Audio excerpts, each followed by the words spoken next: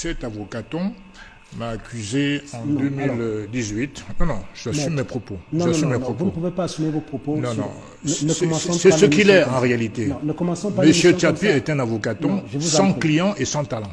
Maître, autant pour moi, président Janel. Vous êtes un ami. Je comprends, votre rôle. Voilà. Mais laissez-moi dire que... Vous êtes un ami, mais votre éducation ne vous permet pas, même si vous avez des choses à dire, de commencer une émission de cette façon. Non. Vous passez vos messages sans avoir besoin de recourir aux insultes, aux injures. Je veux dire que c'est un homme de peu de vertu qui m'a accusé en 2018 d'avoir reçu, écoutez bien le montant, 10 000 francs de M. Kamto pour adhérer au MRC. Donc il prétend que M. Kamto m'a corrompu pour adhérer dans son parti. Comme si, pour adhérer à un parti politique, il faut payer une somme d'argent, comme s'il faut payer pour adhérer dans un parti politique.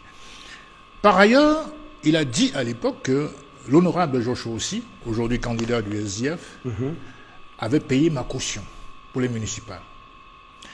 Des inepties fondées sur rien du tout. Tout simplement parce que j'avais décidé de quitter le SDF. Même le président de l'époque, le Tchamani Djongfondi, ne m'a fait aucun grief.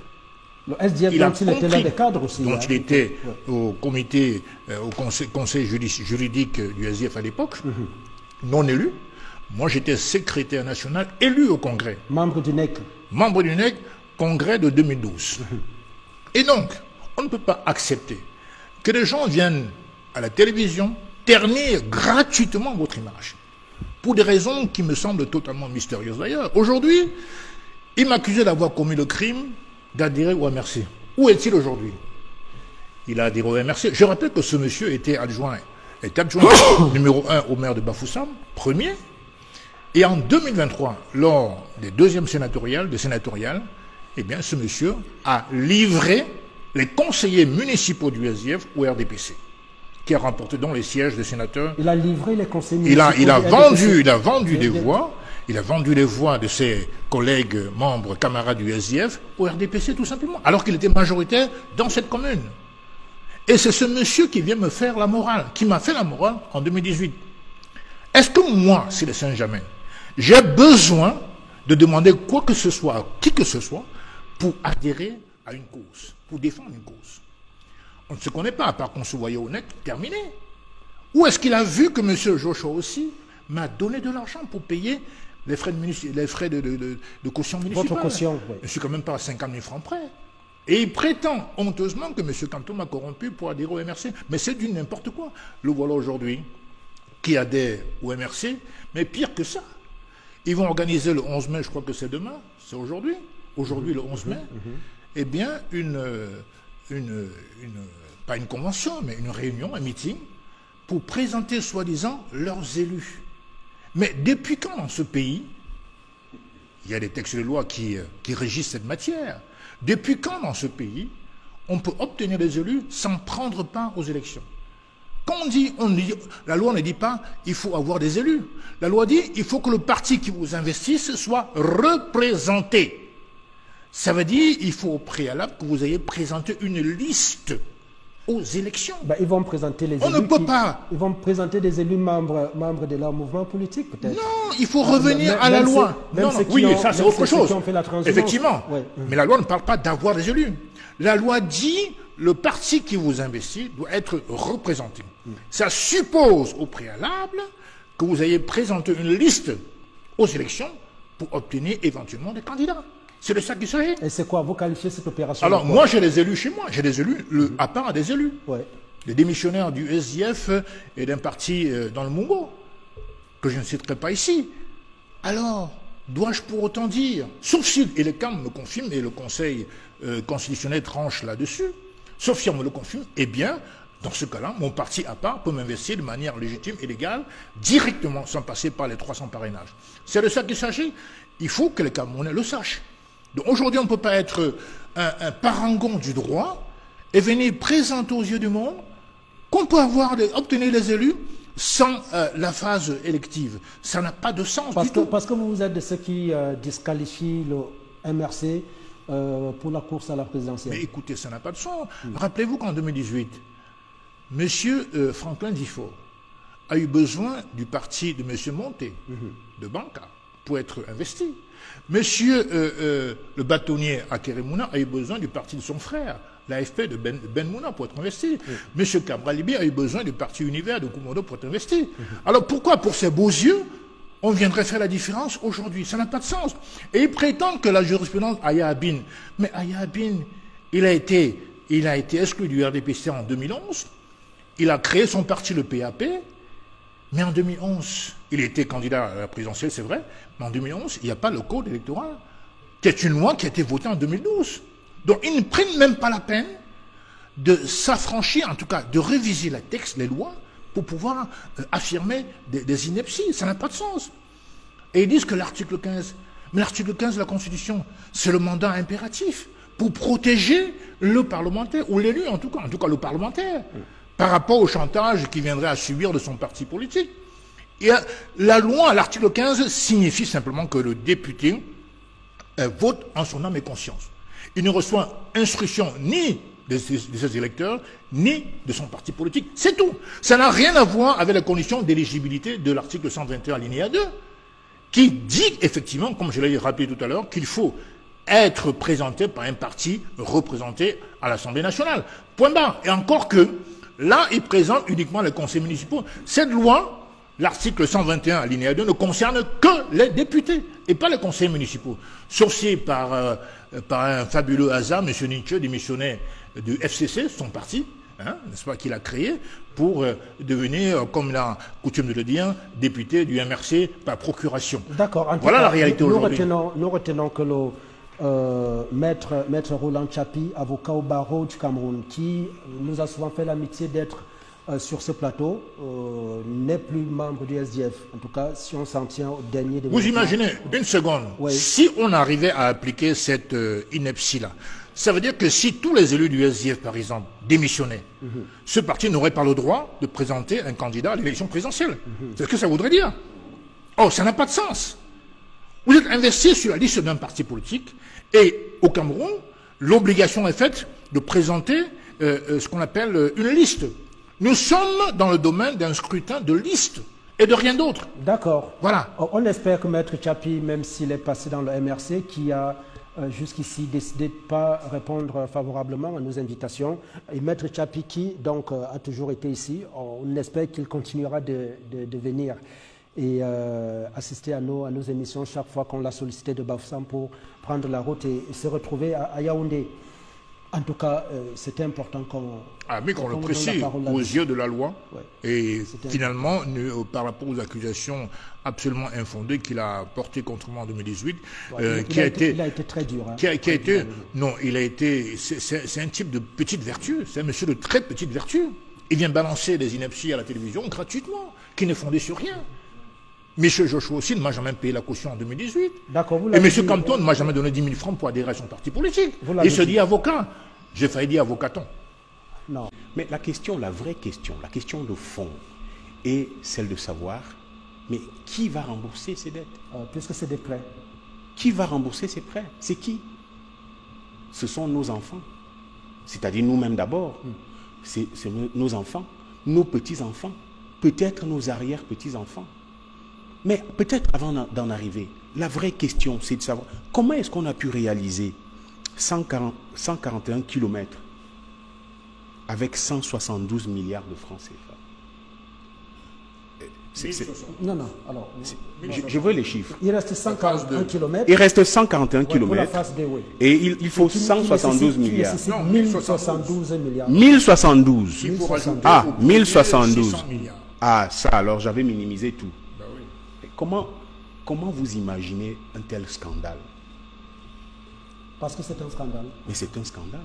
Est-ce que vous savez que les 60 kilomètres qui ont été réalisés ont mis plus de 10 ans? C'est depuis 2014, me semble-t-il. Mais comment est-ce qu'on peut expliquer dans un pays comme le Cameroun qu'on réalise 60 kilomètres de route, une petite autoroute, parce qu'il y a des grandes autoroutes, il y a des vraies autoroutes, une petite autoroute en plus de 10 ans. Qu'est-ce qui peut expliquer ce scandale? Mais, Bouni Philippe, vous l'expliquez. Mais c'est un scandale en termes de gouvernance. C'est un scandale en termes de gabegie financière. Bon, à partir du moment où les enquêtes n'ont pas été... Qui peut en être l'auteur? Mais qui réalise le projet? Quels sont ceux qui sont aux manettes dans la réalisation du projet? Qui s'occupe des routes? Voilà les questions. Moi, je n'indexe personne. Je ne parle d'aucun ministre de toute manière. Mais qui s'occupe des routes? Qui supervise les travaux de construction des grandes infrastructures routières? C'est qui? C'est le ministre, il faut le dire, hein, en charge des travaux publics. Voilà. Alors, non, mais je lui renvoie l'ascenseur parce qu'en même temps, je sais qu'ils ont des problèmes avec le Conseil national de la communication. Lorsqu'on va dire le nom d'un ministre ici, ils auront des problèmes. Non, mais donc, c'est des problèmes. Non, alors, il faut que je précise. Le Conseil national de la communication ne travaille pas comme ça. Ils font des cadrages, ils font des rappels à l'ordre, mais ce n'est pas de façon, je veux dire, abusive. Dire que le ministre des Travaux publics, c'est Nganou Djomessi, voilà, il n'y a aucune dérive à cela, il n'y a aucune faute à cela. Philippe, vous savez, ça, c'est ce que vous dites là, c'est dans l'officialité. Hein, dans l'officialité. Moi, je vais vous faire une confidence. C'est ça l'autocensure. Oui, Célestin. Quand on désigne un chat par son nom, il n'y a aucun mal à cela, parce qu'en vérité, oui, c'est lui qui propose les 1072 milliards pour la... En réalité, j'avais désigné le ministre des Travaux publics, mais sans le désigner. Je crois que vous avez bien compris. En même temps, je sais qu'on fait pression sur un certain nombre de journalistes dans certaines instances pour ne même plus inviter certains universitaires. Et ça, je sais ce que je dis, je sais de quoi je parle. C'est pour vous dire que nous avons un véritable problème de gouvernance, de management politique dans notre pays. Et que ce qui est au cœur de cela, c'est la corruption. Que le président Biya combat depuis des décennies sans y parvenir. Nous devons tout faire pour nous réarmer moralement, parce que le réarmement moral est absolument nécessaire dans un pays comme le Cameroun. Parce que ce qui se passe là, sous nos yeux, comme dans la construction des stades, mais c'est des détournements de fonds publics. Ne pensez pas à autre chose. C'est de ça qu'il s'agit. Et moi, je suis scandalisé qu'en 10 ans, on n'ait pas pu réaliser cette petite autoroute de Yaoundé-Douala. Et qu'on n'en soit qu'à une 60aine de kilomètres réalisés. Et qu'on doive encore mobiliser beaucoup de milliards pour poursuivre cette autoroute.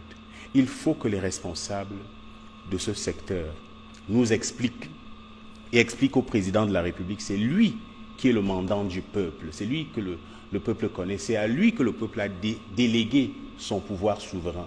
Il faut qu'ils expliquent au président de la République, donc aux Camerounais, comment ils gèrent les projets qu'il leur confie pour justement le bien-être des Camerounais. Ouais. C'est un scandale. L'autoroute Yaoundé-Douala est un scandale. La phase 1 était prévue pour 48 mois. Exactement. Donc elle devrait être livrée en 2018. Elle a fait 8 ans. Elle a fait 8 ans. Ouais. Okay, c'est un scandale, Bonnet Philippe. Je le rappelle encore. Yaoundé-Douala, autoroute Yaoundé-Douala, avant mon maître, c'est un scandale d'État en termes de détournement de fonds et en termes de corruption. Massif. Professeur, est-ce que vous êtes d'accord avec ça? S'il n'y avait pas de financement, je vais dans l'hypothèse où il n'y aurait pas de financement, qu'est-ce qu'on fait? On abandonne le projet et on ne permet pas au président Biya de laisser à la postérité un projet grandiose comme celui-là, d'avoir créé la première autoroute au Cameroun, enfin ce qui tient lieu d'autoroute selon les spécificités qu'ils ont déterminées eux-mêmes. Vous savez, Bonny, j'ai eu le sourire parce que nous avons tout dit dessus. Il y a la symbolique de la description parfois scientifique. Vous savez, nous, les autres qui avons eu à faire des études sur les sciences de l'État, nous faisons des descriptions parfois qui donnent l'impression que ça s'apparente à l'enjeu. Je me rappelle encore de cette vieille phrase il y a 30 ans de quelqu'un qui m'a un peu influencé dans sa description de l'État africain postcolonial, Dominique Darbon et Jean-François Médard. D'ailleurs, Médard, c'est lui qui fut le directeur de thèse de Mathias Eric Onangini, qui parlait de l'État prédateur. Et Darbon parlait de l'État voyou. En fait, ce ne sont pas des injures, ce sont des descriptions qui montrent la délinquance de l'État. C'est-à-dire l'État délinquant. C'est-à-dire, c'est le type d'État qui, pour se maintenir, vous fait miroiter toutes sortes de choses. Il est présent là où on ne l'attend pas. Vous allez voir, l'État va confisquer le football, l'État va se mêler des victoires des Lions indomptables. On va même dire au président de la République, comme récemment, de dire que je vous avais dit que les lions vont se réveiller parce qu'on a été qualifié en Coupe d'Afrique des Nations. Ouais, quand on a atteint un stade de la recherche et de la communication scientifique, nous ne parlons plus n'importe comment. Nous illustrons. Et vous voyez que les téléspectateurs qui nous suivent voient un peu que nous sommes dans un État, en fait, qui a rompu ses propres contrats, qui est en guerre contre lui-même, à partir des acteurs de la gouvernance. Hein, on dit l'État voyou. Un voyou, c'est quelqu'un à qui on ne peut pas faire confiance parce qu'il ne tient pas à ses promesses. Et c'est le cas avec ce projet d'autoroute. Moi, j'illustre. Vous dites l'autoroute, ce n'est pas achevé. Hein, on dit les stades. Hein. Récemment encore, il y a une image qui a fait le tour du Cameroun. On a vu deux grandes personnalités, dont mon propre neveu, parce que le ministre des Sports, moi, les combis, c'est mon neveu, quelqu'un pour qui j'ai beaucoup d'affection, jouer au tennis, de table, et dire que le stade de Lembe est achevé. Bon, j'ai essayé d'avoir, je ne devrais peut-être pas le dire dans un tel contexte, c'est tellement choquant que j'ai voulu quand même l'appeler pour lui dire que, mais mon Dieu, c'était quoi encore ce film? Donc, je crois qu'il faut faire attention. Nous sommes en pleine élection présidentielle. Je ne voudrais pas, le temps même que vous avez donné 2 minutes, pour moi, c'est beaucoup, parce que c'est de la saleté. Quand vous dites on va reconstruire ceci, on va reconstruire cela, la faillite sectorielle est là, elle est palpable.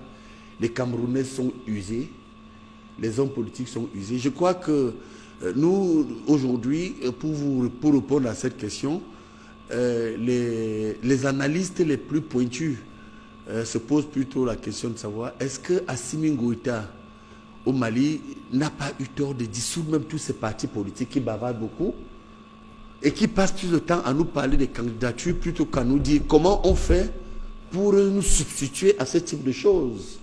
Hein? Est-ce que quand vous voyez au Gabon, au Liguingema, au regard de l'affaire de l'autoroute que vous évoquez, ben voilà un monsieur qui dit bien, moi je vais aux élections sans parti politique. Il a mis tout le monde à côté. D'ailleurs, les gens du secteur lui disaient, non, il faut dissoudre le PDG. Lingui a eu la sagesse de dire, non, je veux montrer aux gens qu'en fait, tous ces gens qui se réclament des mouvements politiques sont des pantins. Mais ils ne suivent que celui qui tient le pouvoir. Il est parti aux élections et il a incité même Béli Bindie, l'ancien premier ministre Ali Bongo, à aller aux élections. Il en sort avec 2%. Donc vous voyez des gens qui vous disent RDPC, oui, hier encore, n'avait pas le... Donc vous voyez qu'en réalité, il faut penser déjà à renforcer le pouvoir décisionnel central. Vous voyez, mon maître politique, il est là, tous les regards sont tournés vers lui. Moi, je veux que, au regard de ces affaires que vous évoquez, l'autoroute, les stades, ouais, il y a même des chantiers que vous ne voulez plus évoquer. Mais moi, je vais vous donner quelques chiffres en tant qu'homme politique. Est-ce que vous savez que le Cameroun rembourse encore de l'argent dans sa dette de l'usine de fabrication de tracteurs à Mzimbank, Indian Mzimbank et Mzimbank of China? Allez demander, bon, citons les noms, à l'ancien ministre de l'Agriculture, qui est secrétaire général du comité central, où est passée l'usine des tracteurs, où on a fait dire au président de la République que ça y est, c'était prêt. Donc il y a tellement des chemins abominables parcourus qu'aujourd'hui, les gens en ont marre. Vous voyez, on est très calme là. Les gens sont fatigués. Les gens, nous voulons... Vous savez, lorsque vous dites que vous voulez le changement, on veut une autre alternance. On veut un autre type de gouvernance. Moi, j'ai toujours dit à mes amis, Biaïs, toi, le chef de l'État, on ne s'attaque pas au chef de l'État. Mais on se rend compte qu'il n'agit plus.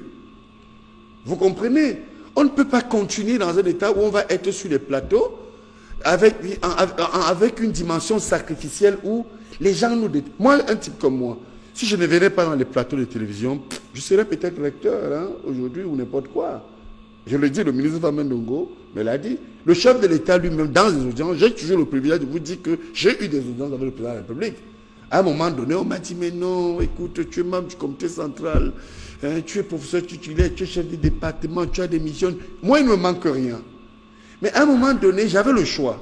Où je m'étais, où je dis que c'est pourri, il faut que les choses changent parce que c'est pourri. les gens ne tiennent pas à leurs promesses, et puis je me serais assis dans mon confort climatisé que j'avais eu et que j'ai toujours eu, où je dis non. Un jour, ça peut changer quand même. On ne peut pas continuer avec de telles pourritures dans la gouvernance. Hein? La justice, il y a des injustices. À l'école, il y a des injustices. OTS, les gens n'ont pas de ça. Maintenant, vous venez nous poser encore le problème de l'autoroute. Vraiment, Boni, pour vous dire que c'est un État qui, malheureusement, aujourd'hui, n'a même pas pris conscience de l'état de dépression dans lequel sont les gouvernants. D'accord, Dieudonné Somba. Nous allons parler en deuxième question de la problématique de la question des indemnisations des populations. Ça, c'est un autre éléphant blanc. Mais est-ce que vous pensez, vous qui êtes économiste, Dieudonné Somba, est-ce que cet argent est mobilisable? Si oui, comment? On connaît, on sait que c'est des banques chinoises, britanniques, qui vont peut-être prêter de l'argent au Cameroun. Est-ce que le Cameroun est un État qui inspire confiance pour pouvoir aller auprès des bailleurs, des partenaires et prendre cet argent? Laissez-moi ricaner. L'autoroute Yaoundé-Douala-Yaoundé est un cas d'école d'une gouvernance d'amateurs. Cas d'école d'une gouvernance d'amateurs. Je le dis parce que j'ai personnellement travaillé sur ce projet. Le projet avait été conçu au ministère des Travaux publics. Monsieur Angos Zangué, administrateur civil principal, qui était directeur des programmes et projets, m'a confié à moi et mes collaborateurs l'analyse d'impact de ce projet. Comme ingénieur général de la statistique. Nous avons mis au point des simulations qui ont montré que ce qu'il fallait faire à ce moment, c'était d'agrandir la route actuelle et la dupliquer sous la forme d'une voie express. On appelle ça des routes express. C'est-à-dire, c'est une route normale, même mise aux normes autoroutières. À côté de ça, on dupliquait le rail Yaoundé-Douala pour permettre à des sociétés de transport d'utiliser le rail. Voilà la recommandation technique que nous avions faite. Et ces investissements ne dépassaient pas 500 milliards. Cela a été entoulé. C'est-à-dire le coût de la réalisation de... Oui, c'est-à-dire de tout le projet. La mise en normes autoroutières de la route actuelle et la duplication du rail. Parce que l'idée était qu'il fallait avoir même 20 trains par jour. Par jour, entre Douala et Yaoundé. Entre Yaoundé et Douala. Oui. C'était ça notre idée. Il n'y en a qu'un aujourd'hui, par jour. Entre Oui. Douala et Yaoundé. Un seul train. Celui Et qui part de Douala à 6h30. le train coûte 4 fois moins cher en termes de de voyageurs et 8 fois moins cher en termes de marchandises. Les apports macroéconomiques de ce modèle étaient gigantesques. C'est bien ça. L'une des raisons pour lesquelles j'étais détesté au Minepat, c'est d'avoir soutenu Mordicus en leur annonçant que vos programmes ne verraient jamais le jour. Vous leur avez dit que l'autoroute ne verra jamais le jour. Ne verrait jamais le jour. Mais il pourrait vous démentir s'il mobilise. Non, ça c'est des histoires. Ah, si en 14 ans, vous n'avez même pas fait, je ne sais pas moi, 70 km. 60 km. Maintenant, le Cameroun est surendetté, 13 000 milliards en devises.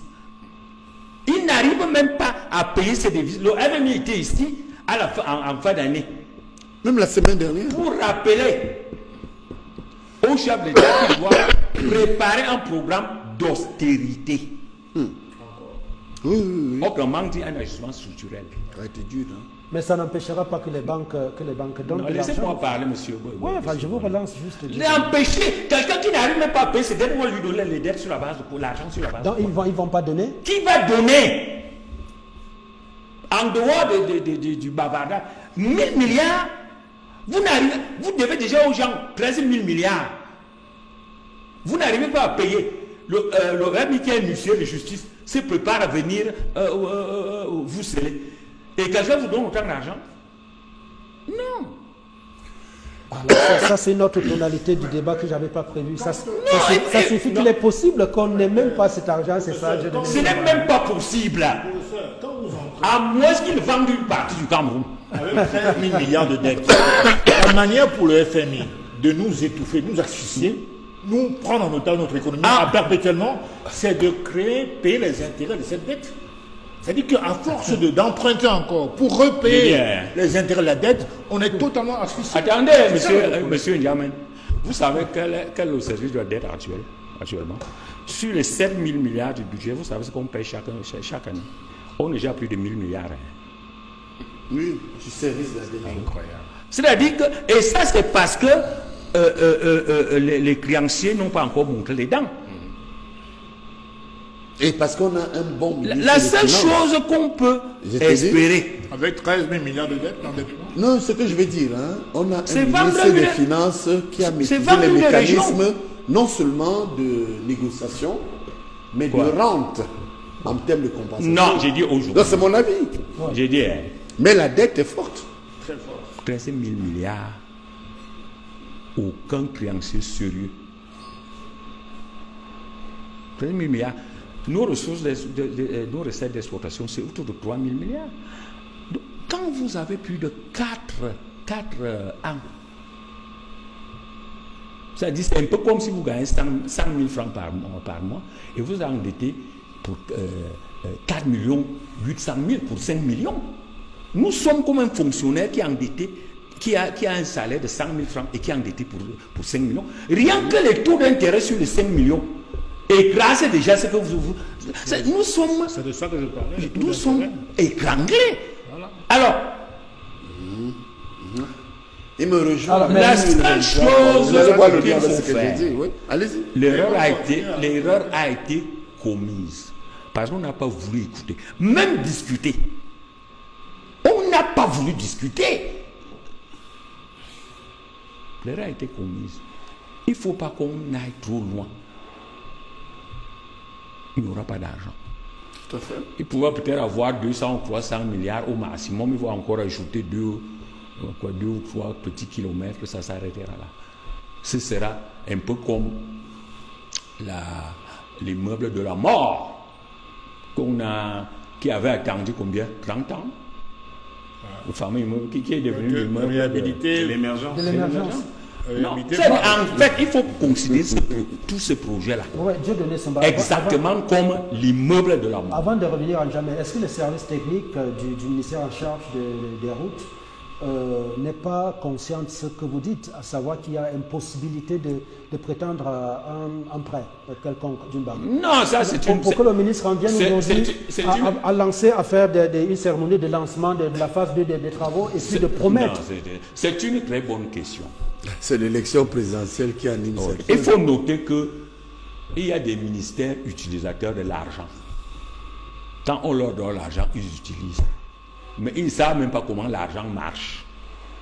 Les travaux publics attendent qu'on leur décaisse des sommes pour réaliser des investissements. Mais le problème aujourd'hui, c'est que nous sommes à la recherche des financements. Et ça, c'est l'économie. Et la recherche de financement est conditionnée essentiellement par les données actuelles de l'économie. Et ces données actuelles ne favorisent pas des crédits en devise. C'est-à-dire que quand vous êtes déjà, vous avez peut-être 100 000 francs, vous avez, c'est-à-dire, rien que les intérêts peuvent peut-être prélever 40 000 francs. Vous avez 60 000 francs. Puis vous allez encore à la banque pour qu'on vous donne l'argent. Ce n'est pas possible. D'accord. Donc aujourd'hui, il n'est pas techniquement possible dans les milieux financiers, sauf contrepartie abusive. C'est-à-dire?